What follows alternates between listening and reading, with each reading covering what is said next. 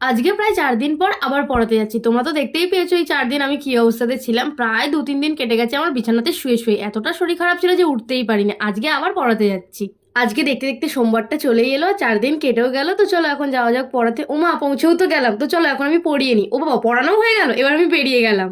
একটু অ্যাক্টিং করে বললাম আর কি। যাই হোক, এই যে পড়িয়ে বেরিয়ে গেছে, আর এখন আমি কোথায় যাবো সেটা তোমরা ভালো করেই বুঝতে পারছো। এতদিন শুভ আমার সাথে দেখা করতে এসেছিল, আজকে আমি ওর বাড়িতে যাবো দেখা করতে। ওদের বাড়িতে গিয়ে আর কোনো ক্লিপ নেওয়া হয়নি, এতদিন পর যাওয়ার কারণে আড্ডা মারতে মারতেই টাইম শেষ হয়ে গেছে। তারপরে মনে পড়েছে বেরিয়ে গিয়ে যে বাবা ভিডিও নিলাম না। যাই হোক, আর কি করা যাবে, কথা বলতে বলতে তো বাড়িতেই চলে এলাম। এবার আমি ফ্রেশ হয়ে শুয়েই ছিলাম, ভাবলাম এখানে যেটা চলছে সেটা একটা ভিডিও ক্লিপ নিয়ে। এখানে আমরা এত হাসাহাসি করছিলাম যে কি বলবো। আর যেই ক্যামেরাটা অন করলাম ব্যাস অমনি চুপ হয়ে গেল। যাই হোক, আমার বোন এখানে আলু কাটছিল, কারণ আলুটা ভাজবে বলে। আর তোমরা ভাবছো তো বিছানায় বসে আলু কাটছে? হ্যাঁ হ্যাঁ, কারণ একটা ভালো সিরিজ চলছিল, ওই জন্য বিছানাতেই সব কাজ করছিল। আজকে রাতের ডিনারটা সবাই সব রকম ভাবে খেয়েছিলাম। আমি খেয়েছিলাম কালকেকার বাসি লুচি আর চিকেন, আর তার সাথে আলু ভাজা আর পটল ভাজা। বোন রুটি আলু ভাজা ডিম ভাজা। আর ক্রাইম পার্টনার খেয়েছিল ভাত রুটি ডাল আলু ভাজা ডিম ভাজা। মানে 3জন 3 রকম ভাবে খাবার খেয়েছি আজকে।